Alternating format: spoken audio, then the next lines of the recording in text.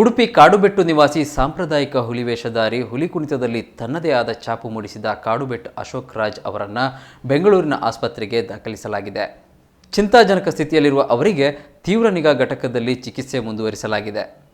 ಚೌತಿಯ ಪ್ರಯುಕ್ತ ಕಳೆದ 10 ದಿನಗಳಿಂದ ಕೇರಳ, ಹುಬ್ಬಳ್ಳಿ, ತುಮಕೂರು ಮತ್ತು ಬೆಂಗಳೂರಿನ ಆಯ್ದ ಕಡೆಗಳಲ್ಲಿ ನಿರಂತರವಾಗಿ ತಮ್ಮ ತಂಡದೊಂದಿಗೆ ಹುಲಿವೇಷ ಧರಿಸಿ ಕಾಡುಬೆಟ್ಟು ತಂಡ ಕೊನೆಯ ಕಾರ್ಯಕ್ರಮ ಇದೇ ಶುಕ್ರವಾರದಂದು ನಡೆಯಲಿತ್ತು.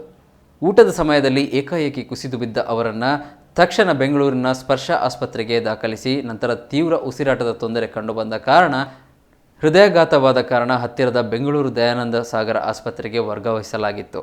ಇದೀಗ ತೀವ್ರ ನಿಗಾ ಘಟಕದಲ್ಲಿ ಹೃದಯ ಸಂಬಂಧಿ ಹಾಗೂ ಮೆದುಳುವಿಗೆ ಸಂಬಂಧಿಸಿದ ಚಿಕಿತ್ಸೆ ಪಡೆಯುತ್ತಿದ್ದಾರೆ ಎಂದು ಅಶೋಕ್ ರಾಜ್ ಅವರ ಪುತ್ರಿ ಸುಷ್ಮಾ ರಾಜ್ ತಿಳಿಸಿದ್ದಾರೆ.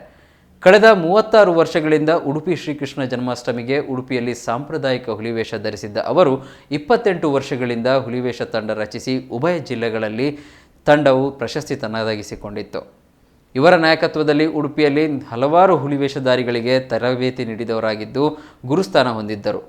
ಕಳೆದ ವರ್ಷ ಮಣಿಪಾಲದ ಮಾಹೆಯಲ್ಲಿ ಜಾನಪದ ಕಲೆಯಲ್ಲಿ ಹುಲಿವೇಷ ಕುಣಿತ ಹೆಜ್ಜೆ ಹಾಗೂ ನಲಿಕೆಯ ಅಧ್ಯಯನ ದಾಖಲೀಕರಣಕ್ಕೆ ಇವರದೇ ಆದ ತಂಡ ಆಯ್ಕೆಯಾಗಿತ್ತು.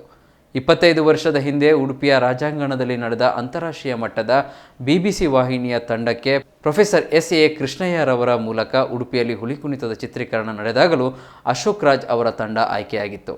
ಇದೀಗ ಬೆಂಗಳೂರಿನ ಆಸ್ಪತ್ರೆಯಲ್ಲಿ ತೀವ್ರ ನಿಗಾ ಘಟಕದಲ್ಲಿದ್ದು ಇನ್ನೂ 10 ದಿನಗಳ ಕಾಲ ಅವರ ಚೇತರಿಕೆಗೆ ಬೇಕಾಗಬಹುದು ಎಂದು ವೈದ್ಯರು ತಿಳಿಸಿದ್ದಾರೆ. ಈಗಾಗಲೇ ಹಲವಾರು ಲಕ್ಷ ರೂಪಾಯಿಗಳನ್ನು ಚಿಕಿತ್ಸೆಗೆ ಖರ್ಚು ಮಾಡಿದ ಅಶೋಕ್ ರಾಜ್ ಕುಟುಂಬ ಆರ್ಥಿಕ ಮುಗ್ಗಟ್ಟಿನಿಂದ ಸಂಕಷ್ಟದಲ್ಲಿದ್ದು ದಾನಿಗಳ ನಿರೀಕ್ಷೆಯಲ್ಲಿದ್ದಾರೆ.